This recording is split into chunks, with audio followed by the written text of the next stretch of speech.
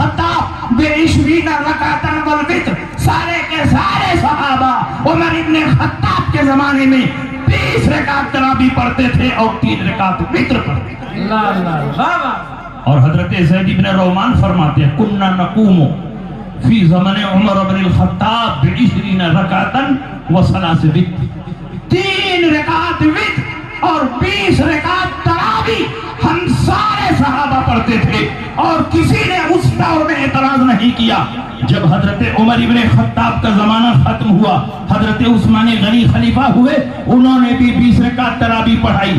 حضرت عثمان کے بعد حضرت علی آئے، انہوں نے بھی 20 رکعت تراویح پڑھی۔ گویا 20 رکعت تراویح پر صحابہ کا اجماع ہے، اور 20 رکعت تراویح خلفائے راشدین کی سنت بھی ہے، اور نبی نے فرمایا علیکم بسنتی و سنت الخلفاء الراشدین المہدیین، تم پر میری سنت کی پیروی لازم ہے اور خلفائے راشدین کی سنت کی پیروی بھی لازم ہے۔ جو 20 رکعت تراویح پڑھ رہے ہیں وہ بدعت نہیں کر رہے ہیں، خلفائے راشدین کی سنت پر چل رہے ہیں، اور خلفائے راشدین کی سنت پر چلنا یہ بدعت نہیں بلکہ رسول پاک کی اطاعت۔ واہ واہ واہ واہ، سبحان اللہ سبحان اللہ، واہ یا رسول اللہ، زندہ باد زندہ باد، اللہ اکبر یا رسول اللہ۔ بہت مگر انہوں نے دیکھا کہ روزہ رکھ کر بزنس تجارت میں ادھر ادھر دوڑ بھاگ کر رہے ہیں،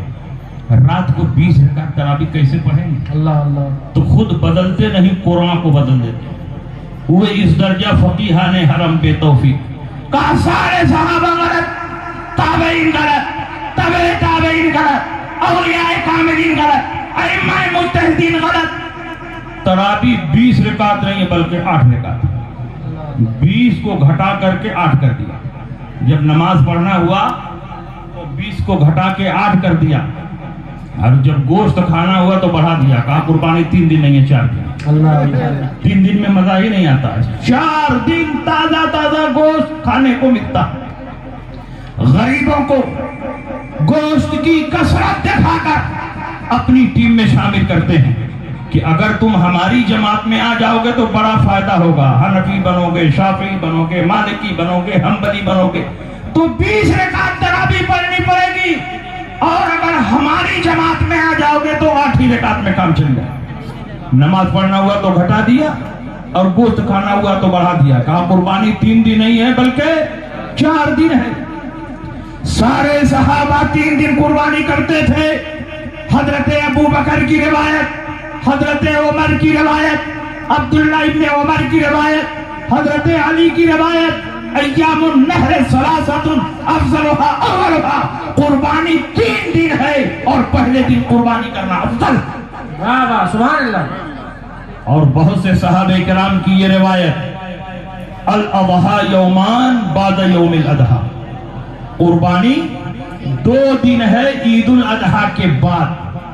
تو جب عید الاضحیٰ کے بعد قربانی 2 دن ہے تو عید الاضحیٰ کو جوڑ کر کے قربانی 3 دن۔ جی نماز پڑھنا ہوا تو گھٹایا، اور گوشت کھانا ہوا تو بڑھا دیا۔ اور ان کے ایک مجتہد ہے صدیق حسن بھوپالی، میں نے ان کا نام سرما بھوپالی رکھا۔ انہوں نے اپنی کتاب بدور الاحلہ میں لکھا کہ ایک بکرے میں 100 آدمیوں کی قربانی جائے۔ آپ نے کبھی ایسا فتویٰ سنا تھا؟ ایک بکرے میں 100 آدمیوں کی قربانی جائے، سب کی قربانی ہو گئی، واجب ادا ہو گیا، سب واجب سے بری ذمہ ہو گئے، ایک بکرے میں 100 آدمیوں کی قربانی ہو رہی ہے۔ بتاؤ یہ دین کے ساتھ کھلواڑ ہے کہ نہیں ہے؟ مہنگائی کے اعتبار سے ان کا فتویٰ بھی بدل رہا ہے۔ پہلے بکرا سستا تھا تو ایک بکرے میں 1 کی قربانی ہوتی تھی، جب بکرا مہنگا ہوا تو فتویٰ بدل گیا، کہا اب ایک بکرے میں 100 آدمیوں کی قربانی جائے۔ اللہ اللہ۔ اور میں تو کہتا ہوں کہ آپ صرف ان کے فتووں کو اگر پڑھ لیں گے تو ان کی حقیقت واضح ہو جائے گی۔ کیا بات؟ صرف ان کے فتووں کو آپ دیکھتے رہیں، اس کا مطالعہ کرتے رہیں، تو آپ کو ان کی گمراہی اور ان کی بددینی اچھی طرح ظاہر ہو جائے گی۔ انہی کو دیکھ کر کے غیر مقلدین نے کلکتہ کی سرزمین پر میٹنگ کی، اور غیر مقلدین کے بعد شمع نیازیوں کی میٹنگ ہوئی. شمع نیازیوں کے لیڈروں نے کہا کہ تم لوگ دین میں کوئی نئی بات نہیں پیدا کرتے, تم لوگ آسانیاں نہیں پیدا کرتے. دیکھو غیر مقلدین کو کتنی آسانی پیدا کر رہے ہیں. 20 کو گھٹا کے 8 کر دیا. 3 رکعت وتر تھی تو اس کو گھٹا کے 1 رکعت کر دیا. 1 رکعت کی نماز کہیں دیکھا ہے؟ 3 رکعت وتر تھی. حضرت عائشہ صدیقہ فرماتی ہیں رسول پاک 3 رکعت وتر پڑھتے تھے. پہلی رکعت میں سبح اسم ربک الاعلی الذی خلق فسوی, دوسری رکعت میں قل یا ایھا الکافرون, تیسری رکعت میں قل هو اللہ احد.